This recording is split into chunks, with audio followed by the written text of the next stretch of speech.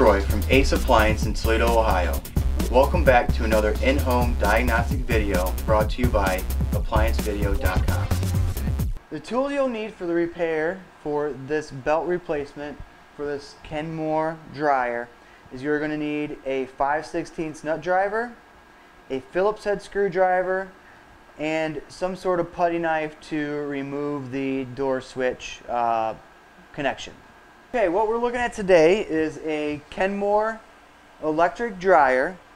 A customer is stating that it is not working. It still has heat but not spinning. So simplest way for me to tell what could potentially be wrong is I'm going to open the door, I'm going to hold the door switch closed, and I'm going to turn the unit on. When I turn the unit on, I'm going to look to see if I have my drum actually spinning inside. And I do not.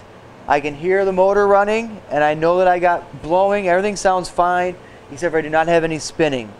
So what that leads me to believe is that we do have a belt issue, but I'm going to verify that by removing the lint screen. You get 2 screws under your lint screen. Remove those 2 screws, and on this particular type of model, what you're going to do is grab the back side of the top on each side and pull it forward and lift up. Once you do that, the whole unit comes up, flips open, and you can leave it set back. Now, the belt isn't even here anymore because the belt is broken off and has fallen down to the bottom. So what I'm going to do now is proceed to take it apart the rest of the way so we can replace the belt on the unit. We've got the top open. We noticed that the belt was missing. The motor's on, it's working. So I'm going to finish taking the front back apart. Right underneath the top, there's going to be a harness that you can take apart. I use a 3-in-1 or 5-in-1 putty knife to be able to pop it open. Once that's popped open, we're going to then use our 5/16 nut driver. There's 2 screws on the inside that we need to take off. Once they've been removed, it will fall forward. When it falls forward, it's also on 2 tabs at the bottom, so you got to pick it up. Get it off its tabs. And now we're off our tabs and we can see our broken belt. It also, when it broke, it caused the pulley to come loose. So I'm going to reattach the pulley where it goes, and I'm going to put the belt back on. This one, the way the pulley goes on, there's a little lip right here. It slides into a piece of metal and then holds and has tension like that against the ground or the bottom of the unit. So I'm going to reposition that. I'm going to get the belt out so I can get it put in place. Alright, so I got the pulley back in place. What I'm going to do is feed the belt around the whole drum. It's got marks on it where you know where approximately the belt goes, just from previous wear. I'm going to get it set in place. Something that you need to consider or just know is that these belts, since they're in a bag, they're kind of twisted and bent. So when you put it on here, it's not going to lay completely flat right off the get-go. You have to get it positioned, get it ran through the pulley, get it onto the motor shaft, and then slowly rotate it till it actually goes all the way around to make sure you don't have any twists or bends. Now this pulley is a little bit different. The belt has to be fed through the pulley.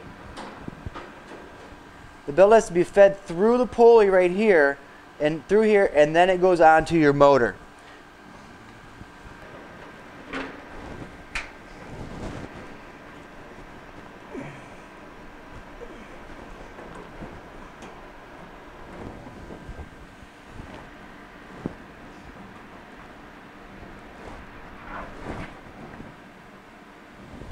Okay, once I've got it in position, I'm going to again slowly rotate it around. At least 1 full rotation.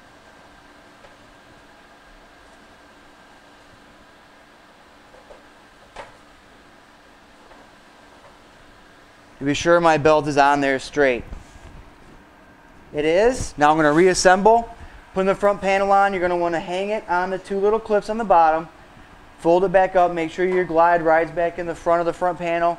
Attach your screws, attach your door latch, and reattach the top. Down on the bottom there's 2 holes, one on each side of the front panel.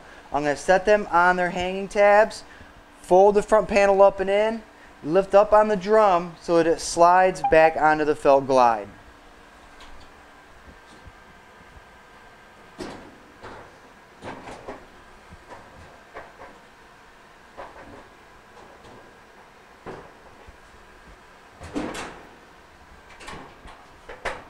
Okay, well what we've done is we've reattached the front screws, attached the lid switch, fold the lid back over, sets it in place, and you snap it back down.